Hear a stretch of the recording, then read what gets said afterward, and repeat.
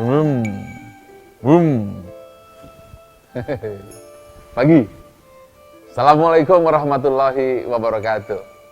Saya sedang main mobil-mobilannya anak saya yang kecil, namanya Eski. Nah, apa maknanya? Kita juga sama, ibarat mobil. Kita akan semangat mempergunakan mobil ini kemanapun arah dan tujuannya, kalau kita tahu kemana arah tujuannya. Sebuah perumpamaan.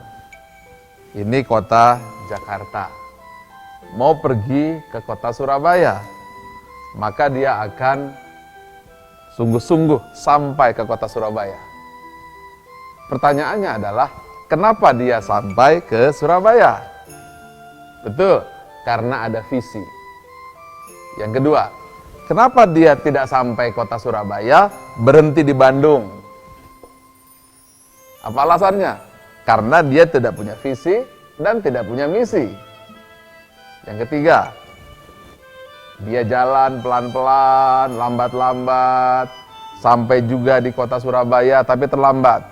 Mengapa? Dia tahu tujuannya tapi tidak punya alasan. Sekarang saya lanjutkan. Kalau di dalam mobil ini ada orang tua kita yang sedang sakit, yang harus berobat di kota Surabaya, kita bawa mobil ini, maka kecepatannya tinggi apa tidak? Sungguh-sungguh apa tidak? Ya, dengan sepenuh hati. Dan kita akan sungguh-sungguh kalau perlu 1 hari 1 malam tidak tidur untuk sampai ke tujuan. Bagus, Anda paham misi mengapa mobil ini harus dibawa ke kota Surabaya adalah alasan yang disebut dengan misi. Tetapi visi adalah kota Surabaya yang harus dicapai. Ya begitulah caranya untuk sukses. Diri kita juga harus seperti itu.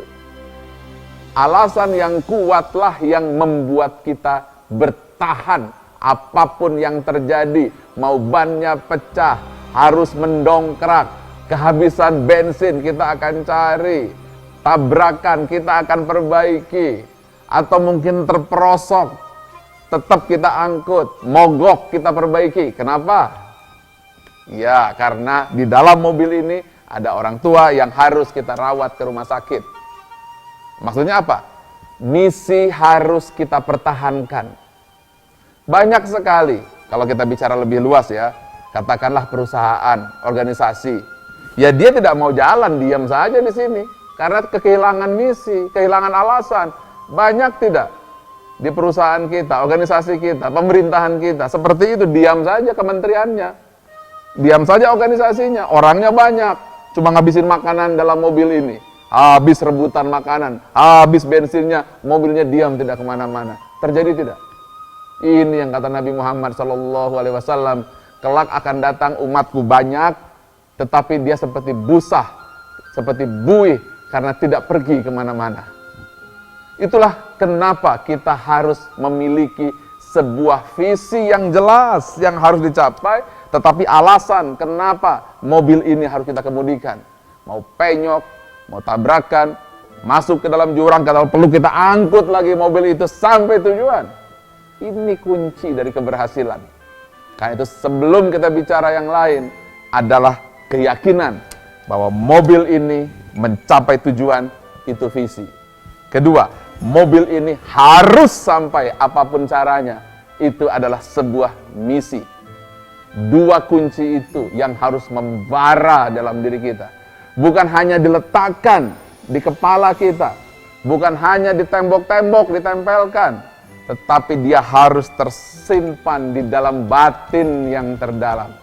Inilah kunci kekuatan yang harus kita miliki, yang harus diucapkan berulang-ulang sebagai sebuah afirmasi, yang harus divisualisasikan berulang-ulang agar dia menjadi gambaran yang jelas. Hingga sebelum kita mencapai kota Surabaya, Surabaya harus ada di kepala kita. Tidak peduli jalannya hujan, tidak peduli jalannya licin, tidak peduli ada tanah longsor, tidak peduli bannya sudah botak, pokoknya kita terus meluncur. Maka itulah kunci sebuah keberhasilan.